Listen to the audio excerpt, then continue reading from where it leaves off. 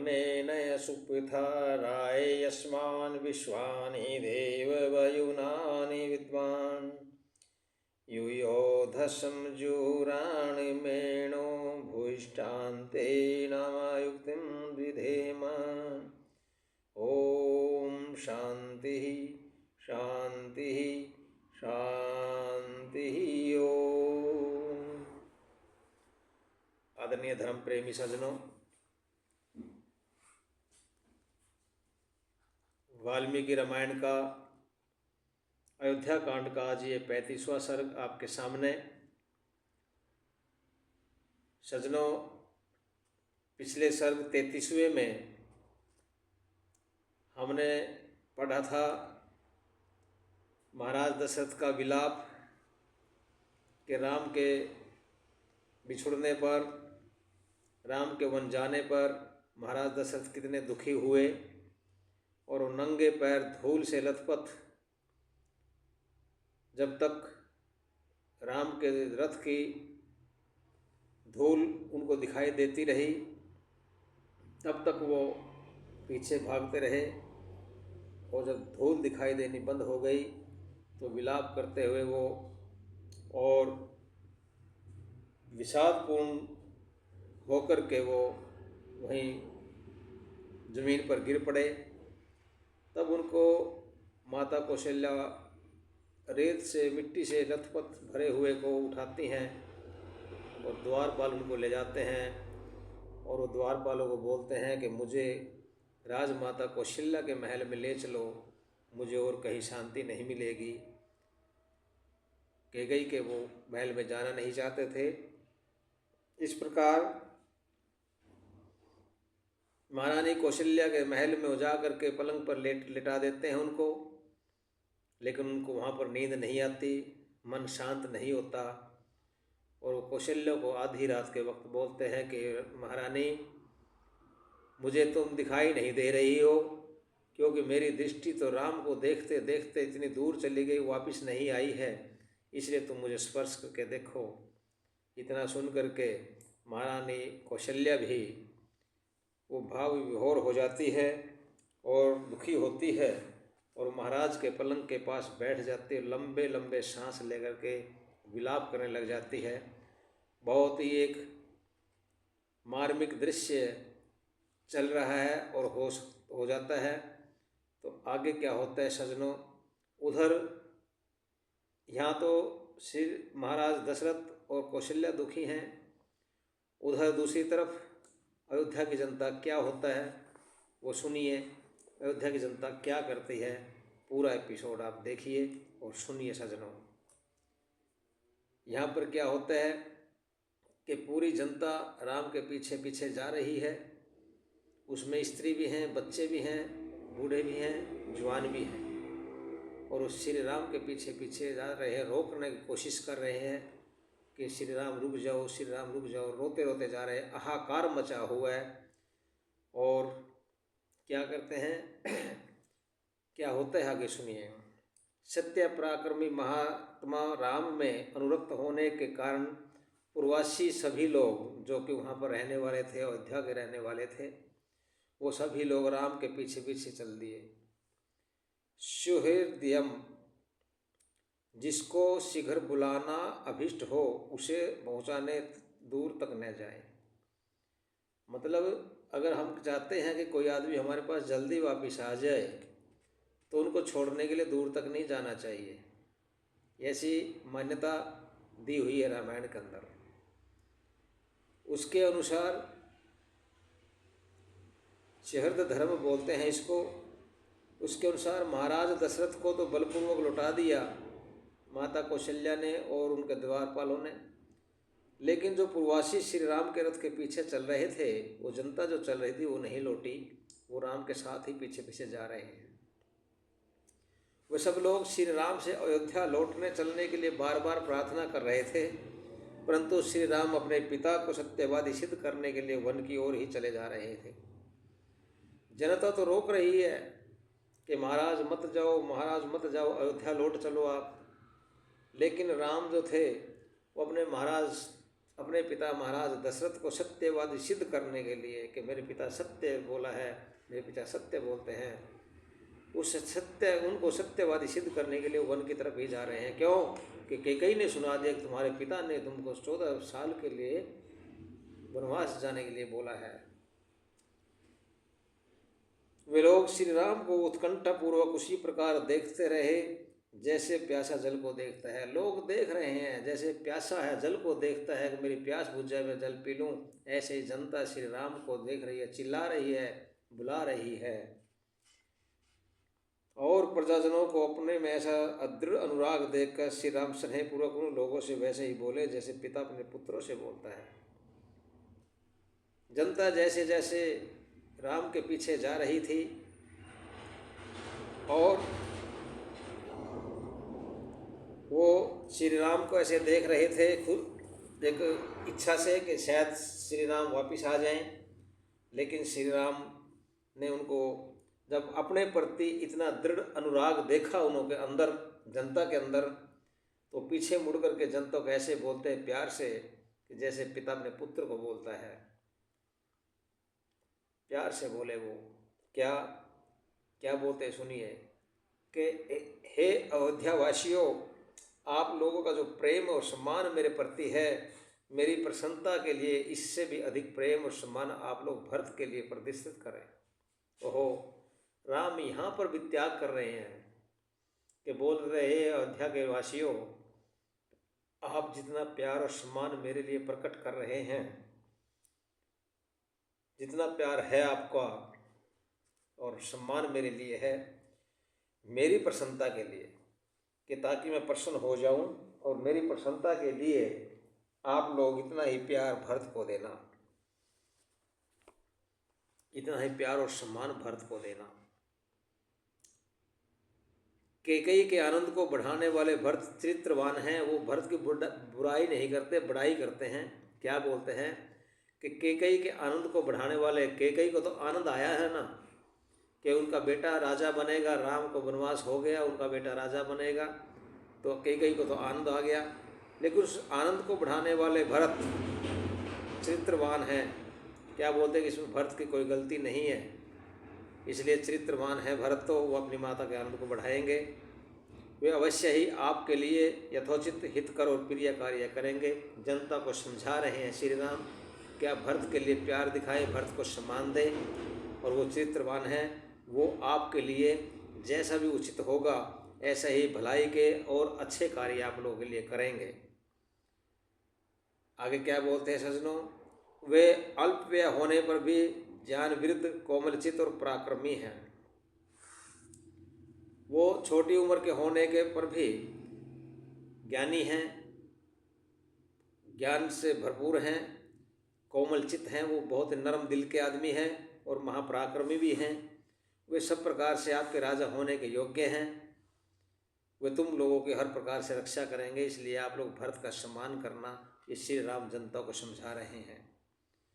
आगे क्या बोलते हैं श्री राम जनता को कि उस समय जैसे जैसे राम पितृ वचन पालन रूपी धर्म में दृढ़ता प्रदर्शित करते थे, वैसे वैसे पूर्ववासी श्री राम को ही अपना राजा बनाने की कामना प्रकट करते थे।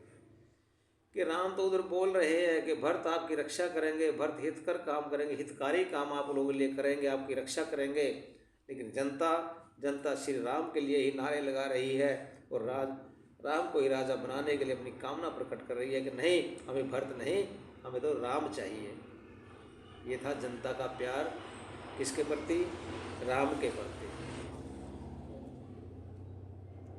उन लोगों में वयोवृद्ध, ज्ञानवृद्ध और तपोवृद्ध 3 प्रकार के ब्राह्मण थे। इनमें से वयोवृद्धता के कारण जिनके सिर हिल रहे थे, वे दूर से ही ये वचन बोले कि उसमें बहुत ऐसे ऐसे बूढ़े वृद्ध व्यक्ति भी थे कि जिनके गर्दन हिल रही थी, लेकिन वो क्या बोलते, दूर से ही वचन बोल रहे थे। क्या? वहंतो जवना रामम भोभो जात्यास्तुरंगमा निवर्त ध्वम न गंतव्यम हिता भवत भर्तरी। कि हे वेगवान एवं उत्तम जाति के घोड़ों को तो करते हैं, हालांकि देखिए घोड़े सुनते नहीं हैं, घोड़े समझते नहीं हैं, जानवर हैं, पशु हैं, लेकिन वो क्या बोलते हैं घोड़ों के लिए, जो वृद्ध ब्राह्मण थे बिल्कुल जो बूढ़े थे कि हे वेगवान और उत्तम जाति के घोड़ों, तुम वापिस लौटो। यदि तुम अपने स्वामी राम का हित चाहते हो तो आगे मत बढ़ो। ये घोड़ों को बोल रहे हैं वृद्ध कि हे घोड़ों, कि तुम वापिस आ जाओ, राम को लेकर के मत जाओ, और अगर तुम राम की भलाई चाहते हो तुम आगे मत जाओ, पीछे वापिस आ जाओ। इस प्रकार दुखपूर्वक विलाप करने वाले ब्राह्मणों को देखकर श्री राम अचानक रथ से उतर के आ जाते हैं, क्योंकि उनके सामने बहुत ही वृद्ध व्यक्ति बोल रहे हैं, ब्राह्मण बोल रहे हैं, और उनको देख करके अचानक श्री राम रथ रुकवा कर नीचे आते हैं, उतरते हैं। आगे राम और लक्ष्मण सहित श्री राम पैदल ही वन की ओर चल पड़े। वो रथ से उतर गए और वो पैदल लक्ष्मण के साथ, कि लक्ष्मण और सीता भी नीचे उतर गए और वो पैदल ही वन की तरफ चलने लगे। और जब तक वे लोग राम के समीप नहीं पहुंच गए तब तक ये तीनों धीरे धीरे चलते रहे। मतलब घोड़े भाग रहे थे इसलिए लोगों को दिक्कत आ रही थी। श्री राम कितने उधर भी एक भलाई सोच के चले गए, चलते रहे कि जनता तंग हो रही है, इसलिए तुम पैदल चलो ताकि राम के पास जनता आ जाए। जब ब्राह्मणों ने देखा कि प्रार्थना करने पर भी श्री राम नहीं लौटते हैं, अभी तो वन की ओर ही चले जा रहे हैं, तो वे अत्यंत विकल और शोक से संतप्त होकर श्री राम से क्या बोलते हैं, सुनिए। वो वृद्ध ब्राह्मण थे, वो प्रार्थना कर रहे थे, देख रहे हैं वो कि प्रार्थना करने पर भी श्री राम वापिस नहीं आ रहे हैं, बल्कि वन की तरफ ही चले जा रहे हैं। तो वो क्या करते हैं, अत्यंत विकल और शोक से दुख होकर के क्या बोलते हैं श्री राम से, सुनिए कि हे राम, तुम ब्राह्मणों के हितकारी हो, इसलिए यह अखिल ब्राह्मण समूह भी आपके पीछे आ रहा है, और वे अपने कंधे पर अग्निदेव अग्निहोत्र का सामान अरणी आदि को भी साथ साथ ला रहे हैं। कि श्री राम, आप ब्राह्मणों के हितकारी हो, विद्वानों के हितकारी हो, विद्वानों का आदर करने वाले हो, इसलिए यह जो अखिल ब्राह्मण समूह है, यह जो पूरा ब्राह्मण समूह है, जो विद्वान समूह है, यह आपके पीछे ही आ रहा है, और अपने कंधे पर क्या रखा हुआ है, अग्निदेव मतलब अग्निहोत्र का सामान, अरणी आदि लकड़ी आदि सामग्री, जो भी हवन करने का या यज्ञ करने का सामान है, अग्निहोत्र करने का सामान है, वो अपने साथ लिए हुए आ रहे हैं, आपके साथ ही साथ, वो भी आपके साथ ही जाएंगे। आगे क्या बोलते हैं वो, हे वत्स, हमारा मन अभी तक केवल वेद के स्वाध्याय की ओर लगा रहता था, किंतु अब उस ओर न लग आपकी वन यात्रा की ओर लगा हुआ है। इस अर्थात तुम्हारे पीछे हमने स्वाध्याय भी छोड़ दिया है। तुम घर का क्या प्रबंध करके आए हो, तुम्हारी स्त्रियाँ कैसे रहेंगी, इस शंका का समाधान करते हुए कहते हैं, क्या कहते हैं, देखिए। जो वे वृद्ध ब्राह्मण थे वो राम को बोलते हैं, हे वत्स, पुत्र कह के बोलते हैं वत्स, कि हमारा मन अभी तक, जो हम तो वेद पढ़ते थे, स्वाध्याय करते थे, वेदों को पढ़ करके हम ज्ञान देते थे, लेकिन अब हमने छोड़ दिया है। अब हमारा जो ध्यान है वो आपकी वन यात्रा के ऊपर लगा हुआ है, इसलिए हमने तुम्हारे पीछे स्वाध्याय करना भी छोड़ दिया है। और अब क्या कहते हैं वो, कि तुम घर का क्या प्रबंध करके आए हो, तुम्हारी स्त्रियाँ कैसे रहेंगी, इस शंका का समाधान करते हुए कहते हैं, जब उनको पूछा जाता है कि वो क्या करके है, घर का इंतजाम कैसे करके आए हो, तो क्या बोलते हैं, हमारा परम धन जो है वह तो हमारे हृदय में है। जो धन हमारा है, राम के पूछने पर कहते हैं, ब्राह्मण लोग कहते हैं कि जो हमारा धन है ना, असली धन, परम धन जो है वो तो हमारे हृदय में है, अर्थात हमें चोरी का कोई भय नहीं है। हमारी स्त्रियाँ अपने पातिव्रत्य धर्म से अपनी रक्षा करते हुए घरों में रहेंगी, कि जो हमारी स्त्रियाँ हैं वो अपने पाति धर्म को निभाएंगी, पति धर्म को निभाएंगी और अपने घरों के अंदर रहेंगी। हमें कोई भय नहीं है, ना हमारे पास धन है, क्योंकि हमें चोरी का कोई डर नहीं है, हमारा धन है तो हमारे हृदय में है। हमें अब और किसी बात का निश्चय नहीं करना है, हमने तो आपके साथ चलने का दृढ़ निश्चय कर लिया है। तो ब्राह्मण देवता बोलते हैं, ब्राह्मण विद्वान बोलते हैं कि हमारे पास जो भी धन है तो हमारे हृदय में है, और हम आपके पास आपके साथ चलने का दृढ़ निश्चय कर लिया, हम वापस नहीं जाएंगे। परंतु जब तुम हमारी आज्ञा को उल्लंघन कर धर्म की उपेक्षा करोगे, तब धर्म मार्ग का अनुसरण कौन करेगा। वो बोलते हैं कि जब तुम हमारी आज्ञा को उल्लंघन कर रहे हो, हम ब्राह्मण हैं, हम आज्ञा दे रहे हो वापस आ जाओ, लेकिन तुम हमारी आज्ञा को उल्लंघन कर रहे हो और धर्म की उपेक्षा अगर करोगे तो फिर धर्म का मार्ग का अनुसरण कौन करेगा, हम भी नहीं करेंगे। तो क्या बोलते हैं आगे वो, हे अटल आचरण वाले राम, हंस के समान श्वेत केशों वाले हम वृद्ध ब्राह्मण आपको साष्टांग प्रणाम करके प्रार्थना करते हैं कि तुम वन को मत जाओ। वहाँ पर वे वृद्ध ब्राह्मण जो विद्वान थे, बड़े बड़े विद्वान, जो बूढ़े हो चुके थे, कई कई 100 साल के थे, वो क्या बोलते हैं राम को कि राम, हम आपको साष्टांग प्रणाम करते हैं, आपसे निवेदन करते हैं, आप वन के मत जाओ, अब वापिस आ जाओ। इन कुछ ब्राह्मणों में कुछ ऐसे भी हैं जो आरंभ किए हुए यज्ञों को अधूरा छोड़कर आए हैं। हे वत्स, उन यज्ञों की समाप्ति कर आपके लौटने पर ही निर्भर करती है, और यदि आप न लौटे तो यज्ञों में विघ्न डालने का दोष आपको ही प्राप्त होगा। कितनी बड़ी एक सप्त रूप बताते हैं वो ब्राह्मण राम को कि राम, कुछ ब्राह्मण ऐसे हैं इनके अंदर जो विद्वान कुछ ऐसे हैं, वो यज्ञ कर रहे थे, लेकिन जब उनको पता लगा कि आप वन की तरफ चल रहे हो तो वो भी अपना यज्ञ अधूरा छोड़ करके आ गए आपकी वजह से। इसलिए अब क्या है, अब जो उनको यज्ञ जो पूरा होगा तो आपकी वो वापसी पर ही निर्भर करता है। अगर आप वापस जाएंगे तो यज्ञ पूरा हो सकता है, नहीं तो यज्ञ अधूरा रहने का जो पाप होगा वो आपको ही लगेगा, वो दोष जो है आपको लगेगा। ये ब्राह्मण भी बोलते हैं। और क्या बोलते आगे, केवल हम ही नहीं अपितु पशु पक्षी वृक्ष आदि भी आपसे प्रार्थना कर रहे हैं कि तुम वापस लौट चलो, अतः आप अपने भक्तों के प्रति प्रेम का परिचय दो।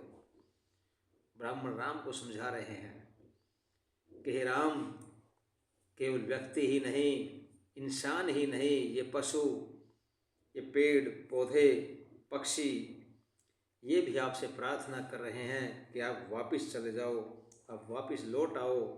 आप इसलिए आप अपने भक्तों के प्रति अपना प्रेम का परिचय दो कि आपको हमसे प्रेम है, इन पशुओं से प्रेम है, पेड़ पौधे पक्षियों से प्रेम है, इसलिए अपने प्रेम का परिचय दो महाराज, आप वापस आ जाओ।